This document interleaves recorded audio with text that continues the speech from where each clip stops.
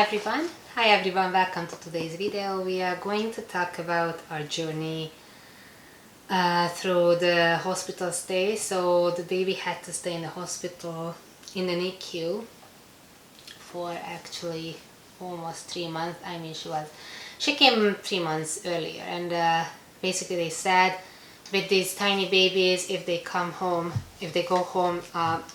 the goal is for them to go home on their due date, which would be September 11th. But lots of the time something happens and they have to stay longer. And if they do end up going home earlier, then it's just awesome for everyone. And it was very strange, this whole hospital story. Like, oh my goodness. I'm very glad and happy that they were there for their baby, but there were so many issues as well that there were points when I actually just wanted to steal my baby away from the hospital, you know. So they did almost as much than just help. At the end, it's not a pleasant story of she was there and then they helped her get better and then she came home. It's not.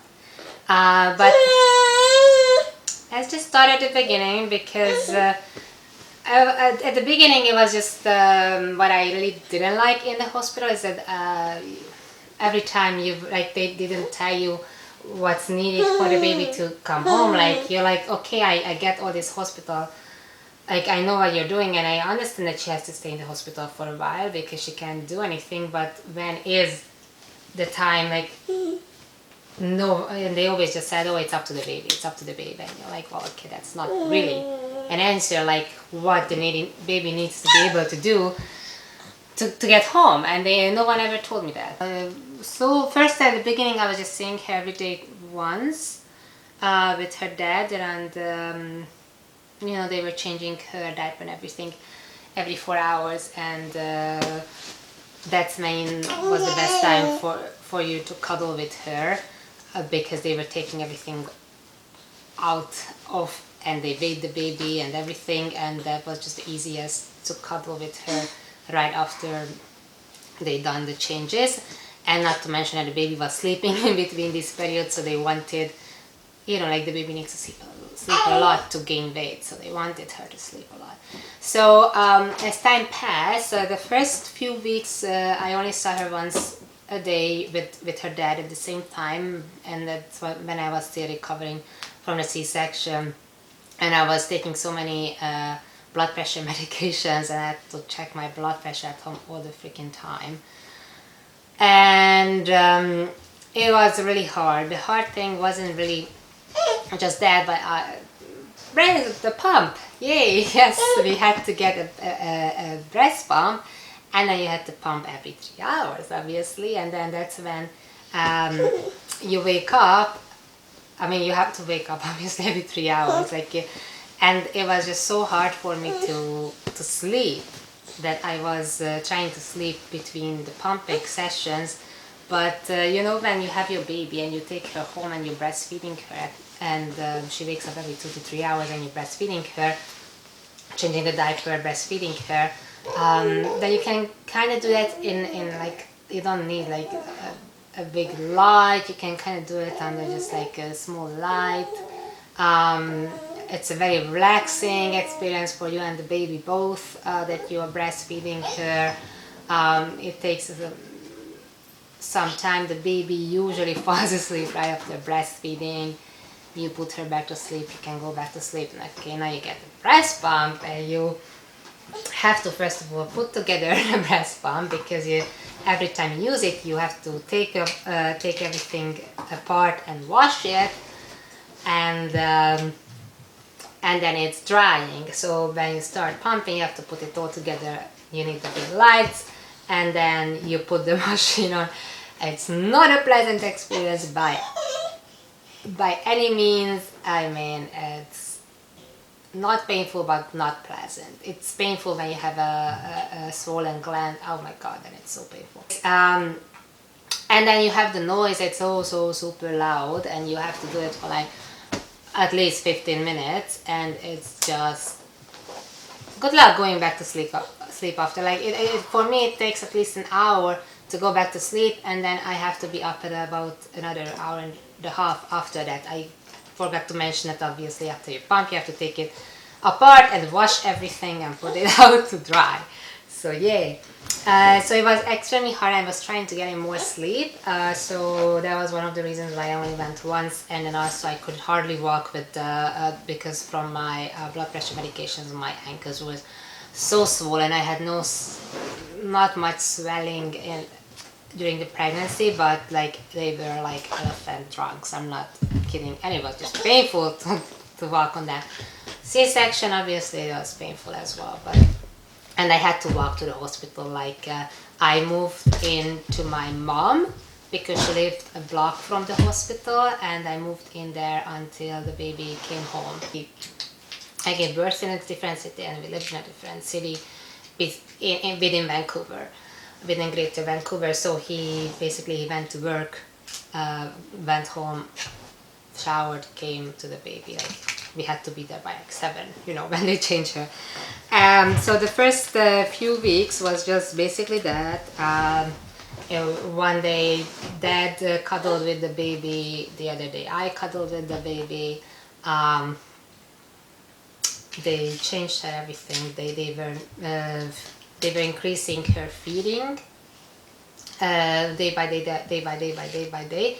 And when they reached the full feed, then they took out the IV, and then they were just giving her the food through her tube every 4 hours. And the full feed changed every day depending on how much weight the baby weighed. Doing this skin to skin cuddling every day, and supposedly this is extremely important for the brain development as well as just the regular development. But I have to tell you that these moments were the highlights of the day. Like the rest of the time I just felt like basically like a cow, like a milking cow. Because I spent the whole day kind of just pumping and then trying to like get some rest between pumping and then go see you. And also when I noticed that I was sweating out so much water because I gained so much water with my blood pressure that I was sweating so much water out that I had to wash my sheets like twice a day. So yay, that was my full time. Good luck going anywhere with the breast pump. When you have to pump every 3 hours or so, then I did manage to, like our pickup truck has an electric outlet, so I pumped in the trunk. It's better to just kind of stay home and do activities between pumping at home. First week, so you guys probably remember from my previous video that she was born on Monday. I saw her on Wednesday. First time I finally managed to cuddle her physically, I was able to, was Thursday. Friday she got under the UV light because they have this jaundice that babies are prone to, and they were doing blood tests on her, and the blood test showed that she's not there but getting there, so something in the liver was showing signs that she might get there, so they put her under the UV light. And she was under the UV light on and off for a few days, but she never actually developed the jaundice, but they were just monitoring her through blood tests to see that her levels are fine. She looked so cute. She looked so cute because she had her sunglasses on, and with her breathing tube and everything. They had this light, and so she had her sunglasses on, and it looked like she's in Hawaii, like having a suntan. It was super cute. I mean, obviously I was a little bit worried, but they said it's all good. They did an ultrasound on her brain to see if there's any bleeding, because supposedly these babies are very prone to that, and there was some bleeding, but supposedly all these tiny babies, they all have some kind of a bleeding, and what she had was considered normal. Yeah, with my medication, like at that time I had to take 10 medication for 2 weeks, 2 different kinds of medications. So every hour and a half or 2 hours I had to take something, because you couldn't take them at the same time. Like that Saturday, she was 730 grams, so she was not, because she dropped down to 690, and then so she nicely was going back up. And then the first time she was hiccuping was extremely cute, like that when something is so tiny and it hiccups, it's just super cute. I do have a video of her hiccuping as well, so I can put that, link it in the video as well. Also, they were changing her position, so sometimes they put her on her tummy, sometimes they put her on her back, sometimes on the side. So the head doesn't get flat in any ways, but her head was elongated because of the hats. The hats were that kept the tubes on, kept it elongated, and so they said until the heads don't come off, until she doesn't come off the breathing tubes, it has to be there. The only time she actually cried at that time, so this was like the first few weeks, was when they were changing her tubes. She just didn't like it. She was fighting it with everything that she could, and seriously, she was like fighting them, like physically pushing everything out of it. It was really cute, but I was so sad. Those were the moments when I was like, God, I felt just so sad and depressed. Like I was fighting with depression, not postpartum depression, but I was just depressed because I got her. I still felt guilty, and I still, for me to get her into this situation that she was like, I thought it was my fault. I knew it wasn't my fault, but I just couldn't get over the feeling that it was my fault, and that caused me depressed. And so when I saw her, every time I saw her, I was like super happy, but I was also, depression like went really deep because I saw her. I was like, oh my God, see, she's so tiny. I saw her fighting with the nurses because she hated those tubes that she was trying to take them out. She took them out actually quite a lot. They had to put it back, and so those were very happy moments, but at the same time they were really hard moments for me. They were giving her pacifier a lot of the time to try to keep her calm, but at least she was practicing the sucking motion, and the next week, so that was two weeks after she was born, she was already up at 840 grams, and then they changed her feeding to every 2 hours. So they were still changing her tubes and diaper every 4 hours, but they were feeding her through the tube every 2 hours. And then she was gaining weight beautifully, but they wanted her to gain more weight because the issue was that she was getting a lot of food, but she was moving so much. Like she was always moving. She was always moving her hands, her feet. She didn't sleep much. Even when she was sleeping, she was moving. She moved around in her incubator. She did like yoga poses. Like she put in a big fight when they were changing her, and so she wasn't gaining as much weight as they wanted her to gain, or as fast as they wanted her to gain.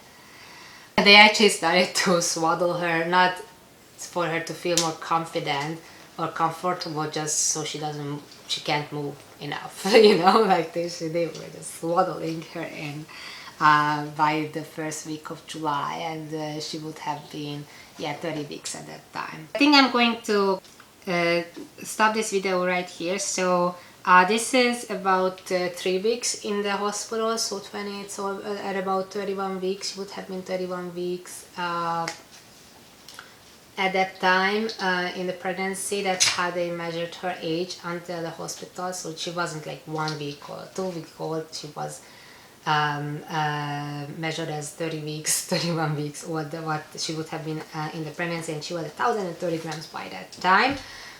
So I'm gonna leave it there, and by this time I think I finally knew when she can come home. Basically what they told us is that she can come home once she doesn't need a breathing tube to breathe, so she can breathe on her own, which was really obvious.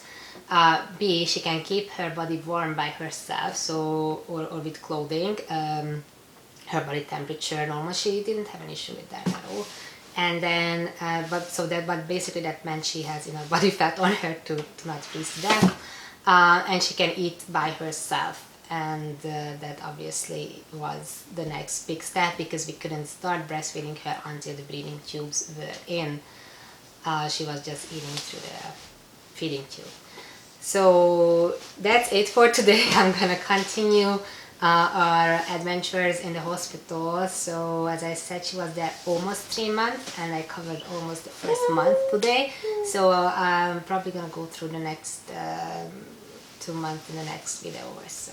Thank you, and have a nice day. See you in the next one.